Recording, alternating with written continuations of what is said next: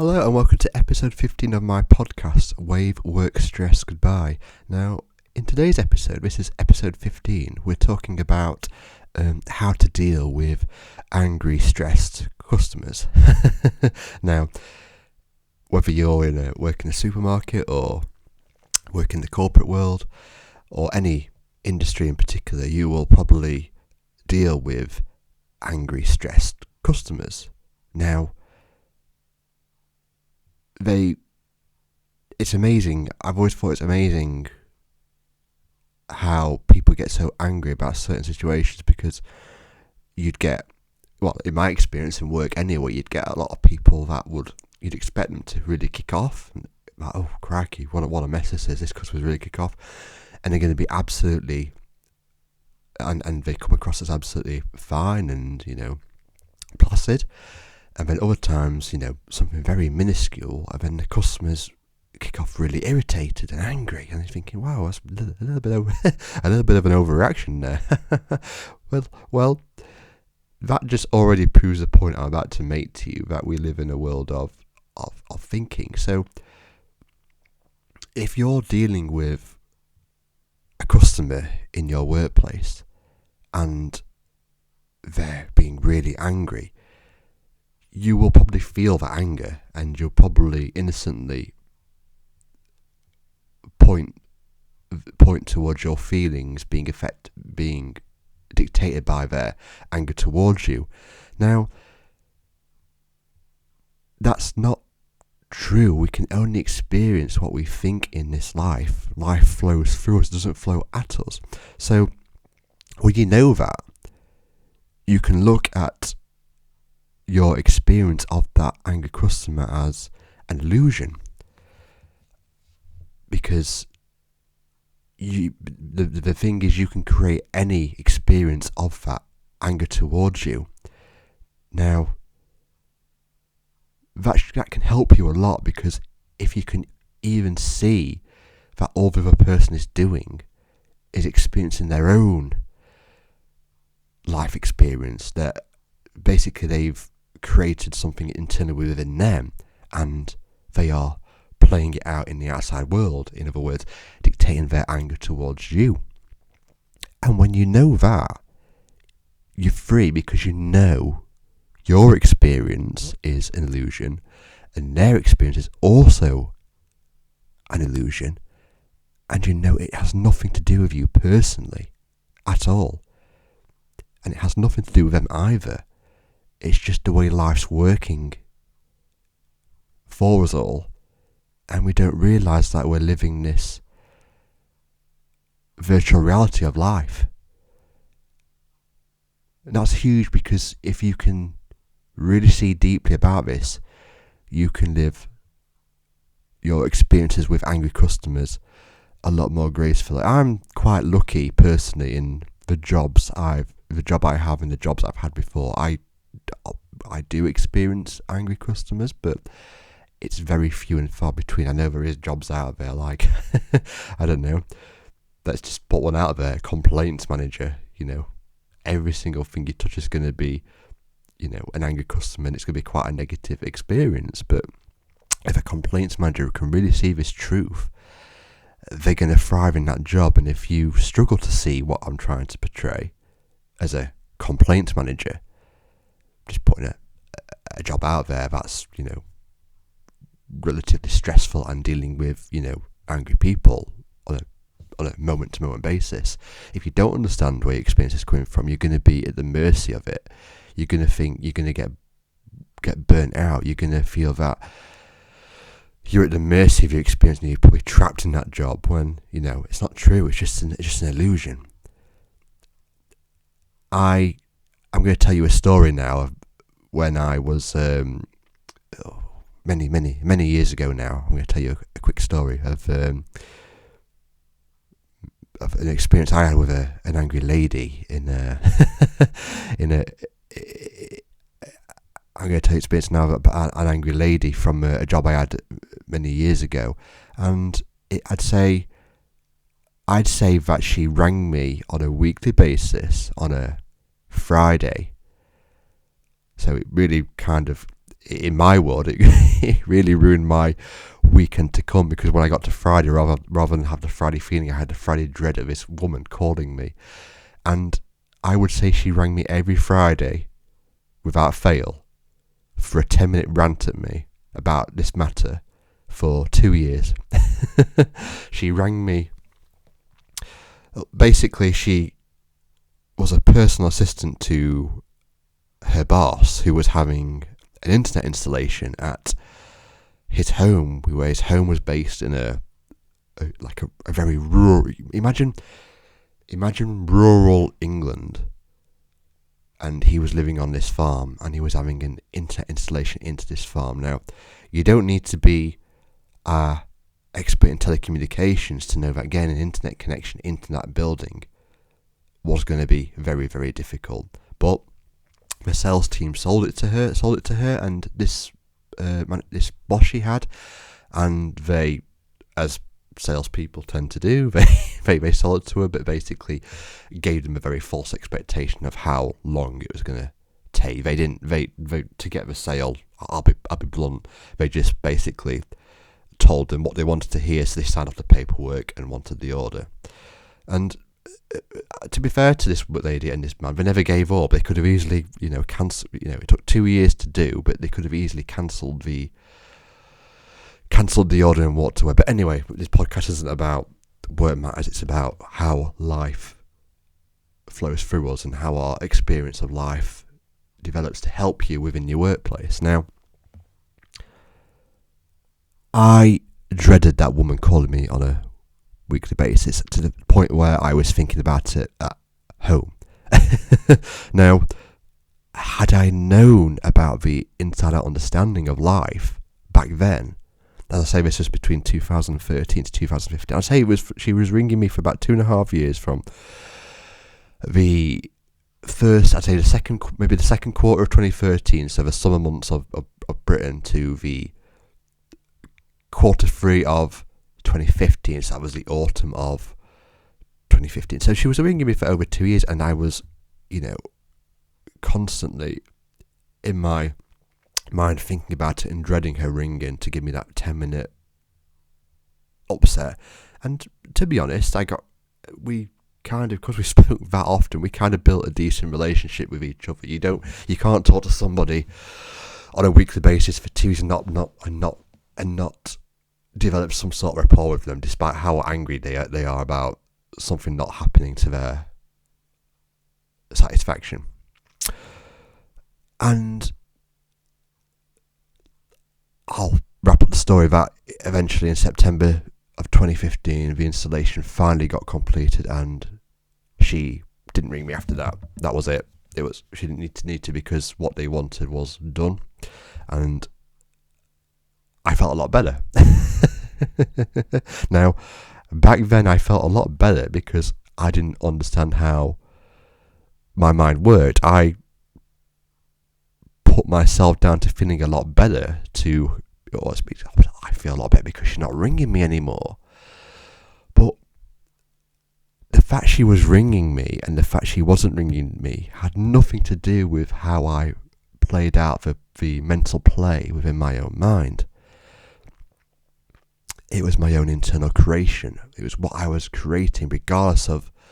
It had nothing to do with what this lady was doing. And it's the same here for you. If you have angry customers that you dread ringing you, that you then start to feel better about at the end of the working day or when the matter is closed, if you can see at a deeper level that your internal experience has nothing to do with what's going on out there,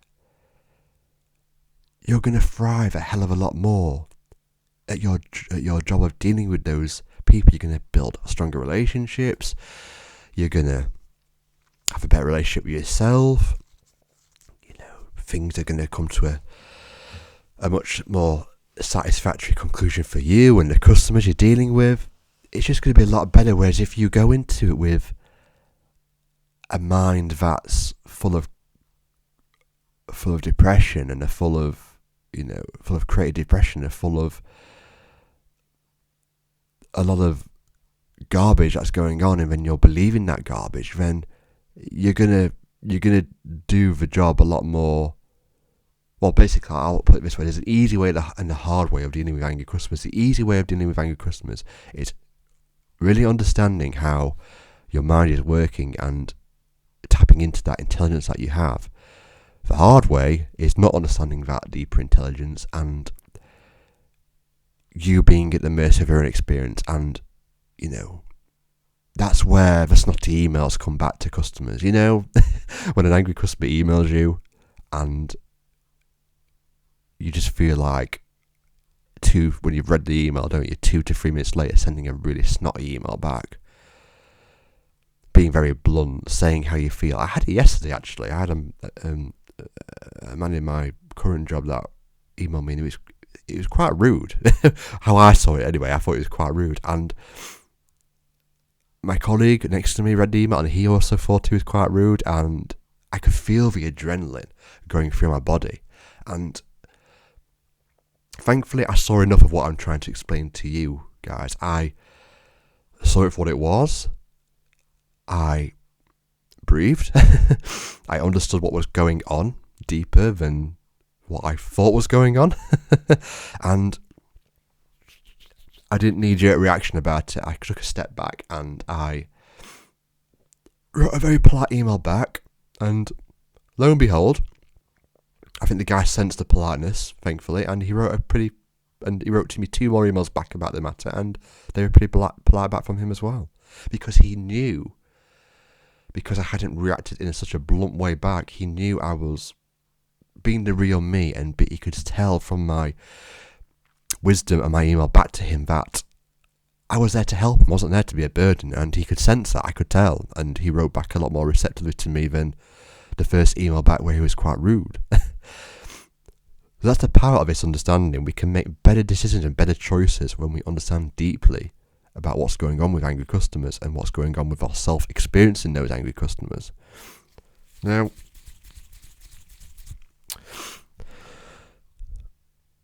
don't take my word for it, as I always say on these podcast recordings. If you're going to work today or tomorrow, if you listen to this in the evening, or you're on your lunch break and going back in this afternoon and dealing with, very angry people, see it for yourself. See when you experience an angry phone call or an angry customer coming to the desk, or an angry email, or an angry social media posting, try to get a deeper understanding of what's going on with that. Feel the experience flowing through you, recognize what it is, and when you do that, when you recognize that the role of thought is just playing within your own experience and with these angry customers, you'll deal with the matter better. I guaranteed. Any problem at all. It might not resolve the situation straight away. That's what both parties tend to want in the workplace. They tend, if you're dealing with customers, you want to, even the worst workers in the world, they want to help.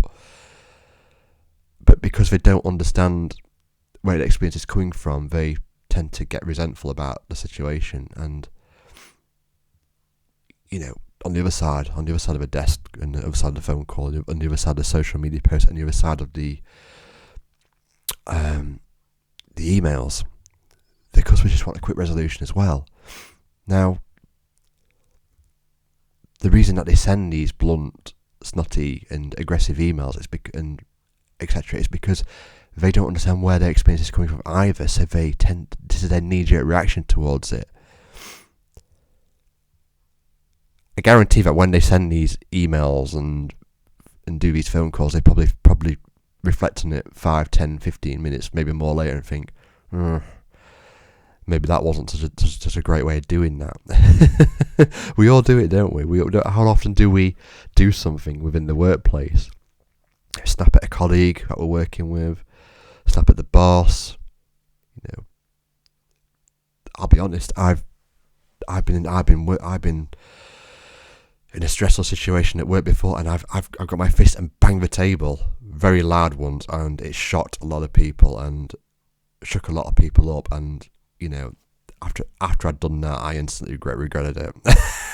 But because I was feeling so angry and sad about various matters, that's how I saw my experience, and that's why I played it out. And I say I regret doing it, but I understand now that I was innocent because I didn't understand what was going on in my mind, and I acted it out the way I thought would help me and help the situation. And banging a table with my fist like that, I don't know if you can hear, like that. It's a lot louder than that, but you can get the picture. It wasn't probably the smartest way of, because people just looked at me and thought, "What the hell are you doing, Luke?" I'm not obviously an aggressive person, but that particular day, it really got to me. Maybe you can relate. Maybe you've not got to a situation where you banged the table, but you've maybe got that stressed of the day. You've grabbed your laptop and stormed out.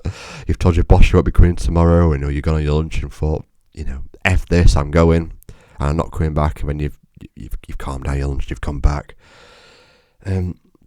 So the purpose of these recordings are to help you see in the workplace that in various situations, so this episode is about angry customers and how to best to deal with them. These podcast recordings are there to help you see your experience of what it is. They're not here to tell you how to deal with these customers, because I don't need to tell you how to deal with these customers, because this understanding will help you deal with those customers. I know that sounds really strange, but if you understand at a deeper level how your experience is playing out, then you tap into your common sense to deal with the situations in hand. Thought's a beautiful thing, and it helps us get out of situations, but if we don't understand it, then we start to make the wrong choices of how to deal with matters. So I'm not here to tell you how to think, how to act. I'm not telling you to stay in your job if you don't like it. I'm not telling you to leave your job. But I guarantee that that you understanding your innate health is there if you can just see beyond your messy thinking. I'll say this: how do you know that you're having messy, irritated, angry thinking in the workplace when it comes to dealing with angry customers? You feel it, and that's a telltale sign of you're going astray. Now, if you're feeling that horrible feeling flowing towards you when you're at work, deal with that first mentally inside, because you know that if you're acting on matters in that state, you're going to make the wrong choice to do the wrong things and say the wrong things, as I've mentioned. Whereas tapping in, getting beyond that first, will help you deal with those situations in the most effective way possible. Adversity will be like water off a duck's back. So I'm not here to tell you how to think, how to deal with situations, to stay in a job, to leave a job, to move careers, none of that. Because the irony is that a job could be the right job for you, but it might feel wrong because of the thinking you bring to it. So we'll wrap up there. Wow, I have talked there a lot longer than I wanted to, but hopefully you got a lot out of this one. I'm basically trying to do recordings that resonate with you in the workplace to help you have an easier time of life. Take care. I'll see you on the next one. Bye bye.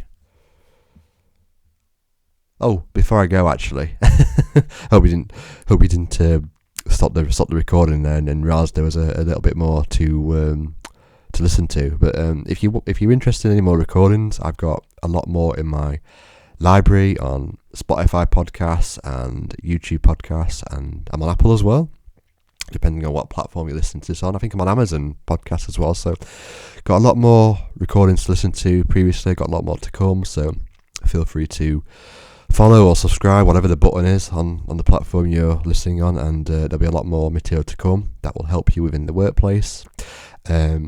I've got a website, I'll put that on the link below, and it has my email address on if you want to contact me about any products and services that I offer that might be beneficial to you in the inside out understanding within the workplace. Yeah, that's it really. Hope you enjoyed this one, and as I say, I'll see you on the next one. Bye bye.